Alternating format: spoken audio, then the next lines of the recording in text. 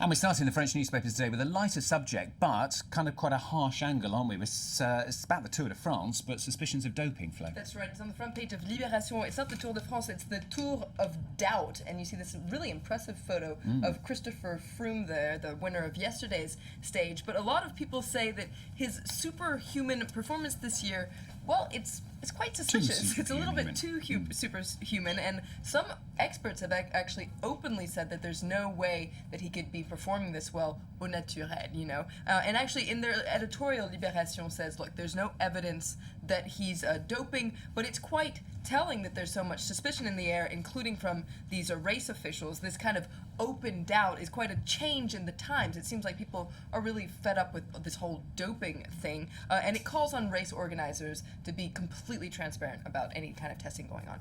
And Libération opening the floor to the debate, if you like. That's right. They're really the two positions here. On the one hand, they're saying, look, we should let people dope themselves if they want to. We should authorize doping, not only in the Tour de France, but in all sports in general. Now, look, they say fighting against doping is a lost battle from the get-go. Let's put an end to this cat and mouse game. Let's let people take their responsibilities if they want to. Let people take risks, because at the end of the day, any kind of high-level sport, well, it's basically a show. People wanting to go faster and higher, and so let people try to get there if they want to. And according to this article, if it's good to let people in society, individuals, act freely. But there's another article in Libération that has the completely opposite opinion. It says, let's not, let people dope. Let's actually clamp down even more on doping, because not only is doping dangerous for people's health, it really ruins the spirit of high-level professional sports and also amateur sports. Okay, we shall see whether anything comes out of that one. Now, moving on to another story. Government reforms targeting the economy, getting an awful lot of attention in the French press today. That's right. It's on several front pages. Let's start by looking at Le Figaro, the right-leaning newspaper, which looks at what people can expect in 2014. Well, it's taxes, taxes, taxes, according to Le Figaro. L'Opinion, a business paper, looks at another measure that the government is going to put in place, which is a change in the family policy. Basically, in France, if you have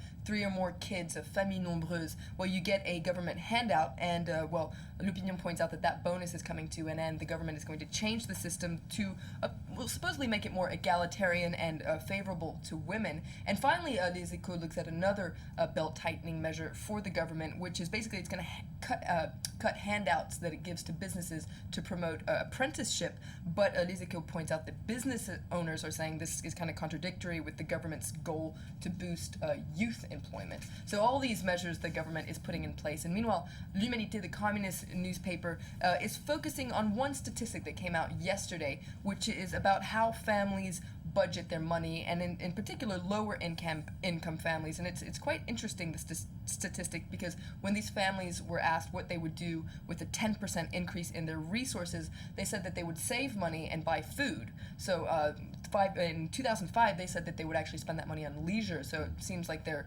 habits and priorities have changed because of the crisis. Yeah, and perhaps not surprisingly. Speaking of the crisis, this time Spain, Libération features a piece by a Spanish writer about the everyday reality of the crisis. That's right. And just to start with this quote, she says, "I'm writing from the bottom and the collapsed part of Spain." Now, this is a woman named Cristina Falladas. She's a writer and a journalist, and she was laid off in 2008 when she was 8 months pregnant, and this was the beginning of her downward spiral, which she writes about in this article.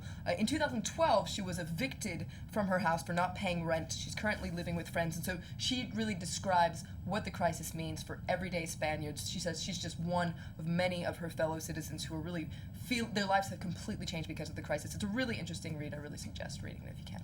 Okay, that's the advice from Flo. If you can, give it a read. Flo VILLEMINOT with the French Press Review here on France 24.